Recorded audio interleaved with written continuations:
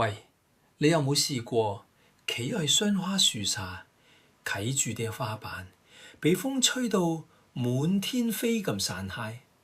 嗰種感覺係咪好特別？又傷感又感動，係咪？日本人呢有個詞叫季節感，即係話對四季嘅變化特別敏感嘅一種心。食嘅嘢、講嘅講話，通通都同季節有關。不過呢，而家啲人成日喺冷氣房度，成日睇手機，日程排到密密麻麻，咁樣落去，呢種感覺係咪會慢慢消失呢？你攞下以前種田嘅人係點做嘢？插秧、成長、收成，然後休息，一年四季清清楚楚，年年都係咁。其實我哋嘅人生都係差唔多嘅，有新開始嘅時候，有辛苦成長嘅時候，有收成嘅時候，亦都有靜靜休息嘅時候。會唔會呢？呢啲自然嘅些操作，其實係想話喺我哋知，人生有個更大嘅目的。日本仲有個講法叫72候，即係將一年分做72個小季些操。仲有個詞叫物之哀，你聽過未？意思係話越短暫嘅嘢越顯得珍貴。而家個個手機響到冇停過，天氣又亂晒。咁我哋究竟要點樣先可以留意返啲真正重要嘅嘢呢？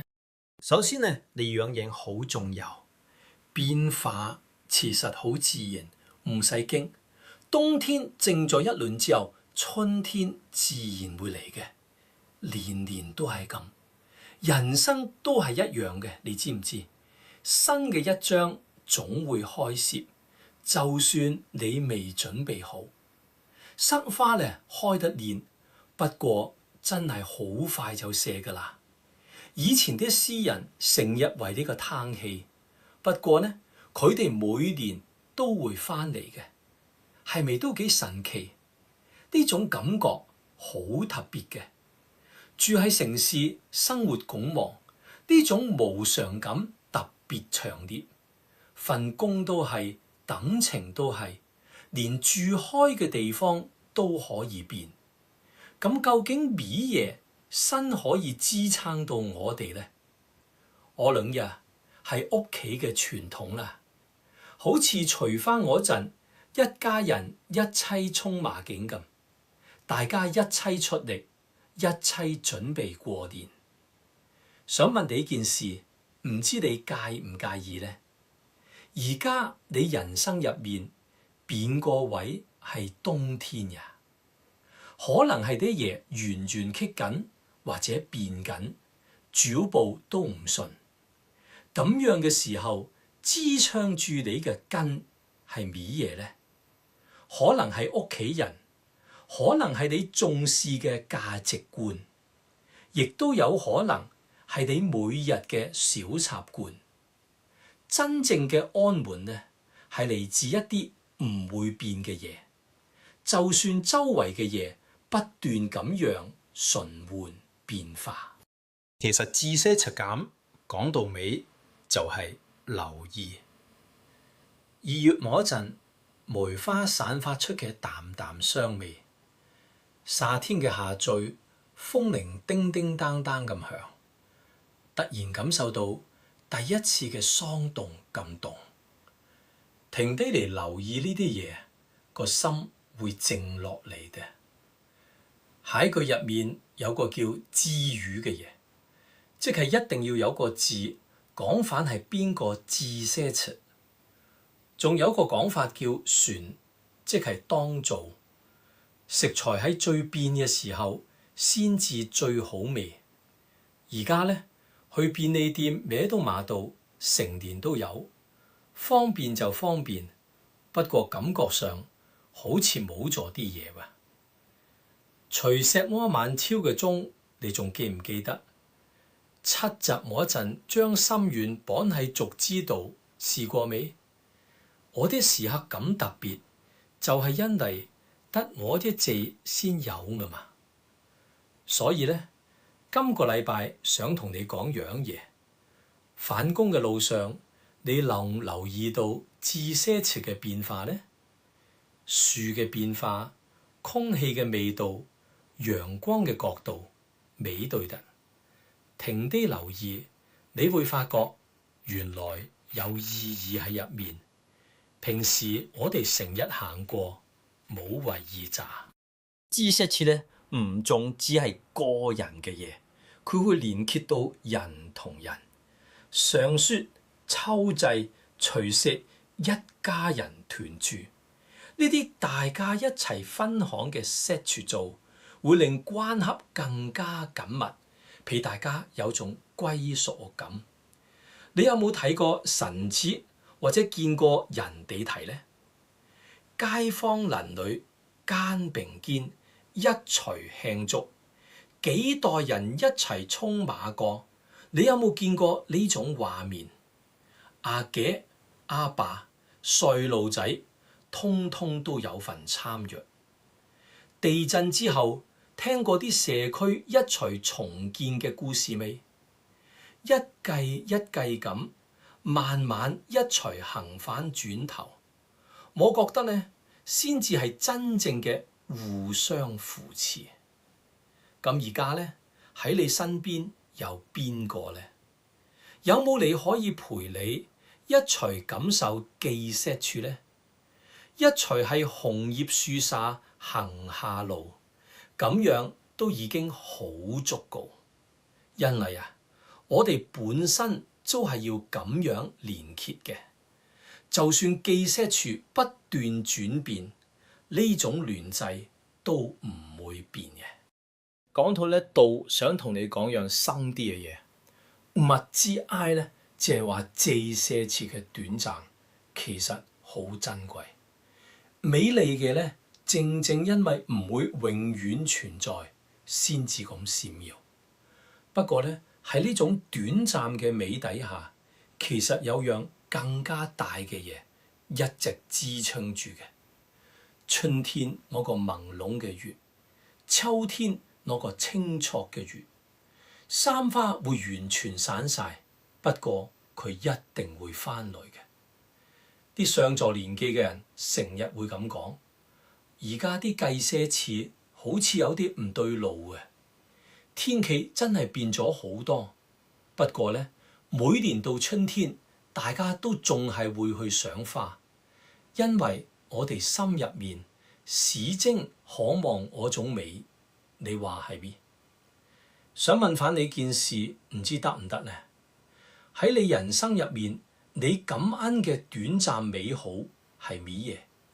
咁樣嘅變化入面，支撐住你嘅希望又係乜嘢呢？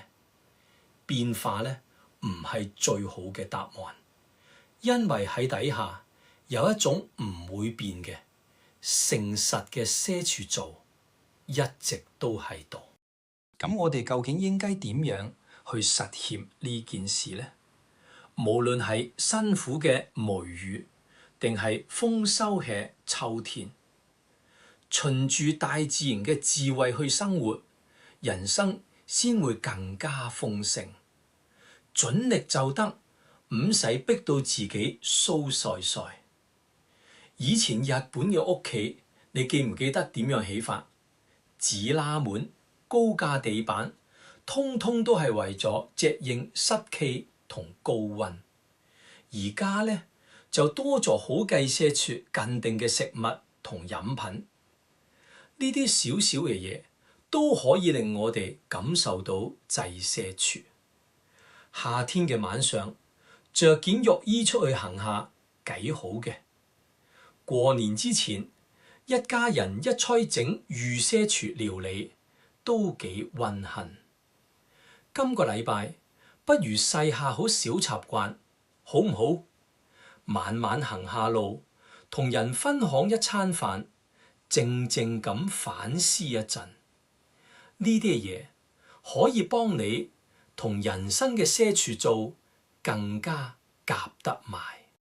其實日本人嘅這些處境呢，教識咗我哋好多嘢，留意身邊嘅嘢，懂得適應，識得同人連結，係不斷變化嘅美麗入面，往到屬於自己嘅意義。呢種些處做呢，其實係輕輕話舉我哋知一樣嘢，就係話我哋描係一樣更加穩定、更加美好嘅嘢嘅部分。咁今個禮拜呢，想邀請你做樣嘢，捲一樣同這些處有關嘅嘢，一朵花、一陣風、一個祭點回憶都得，停啲嚟，靜靜咁感受下佢，睇下從中你會唔會發現到啲咩嘢呢？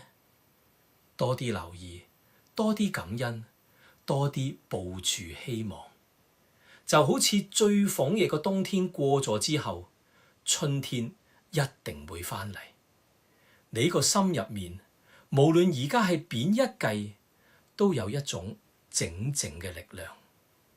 你唔是一個人去領晒所有答案，其實個邀請好簡單，就係留意同埋開涉。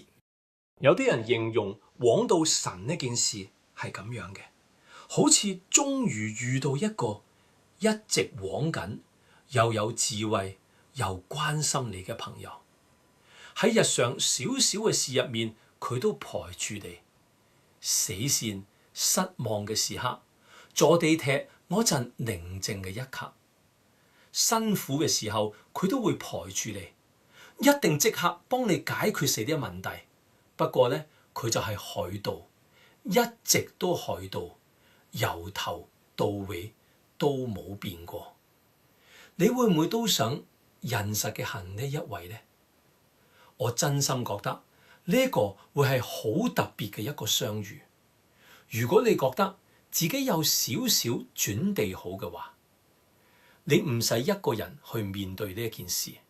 不如我哋而家一齊祈禱，好唔好？慢慢嚟就得，跟住我心入面講，盡量用心去講，得嘅啦，就係咁簡單。主耶穌，我承認自己有罪，亦都想求你嘅赦免。我願意離開罪，邀請你進入我嘅心同我嘅生命入面。我想信靠你，跟從你，以你做我嘅主同救主。求我幫助我真正明白你嘅愛同埋恩典。我需要你嘅引導去更新我嘅心同內範。求你帶領我嘅行動可以符合你嘅心意同計劃。奉取主耶穌嘅名祈禱，阿們。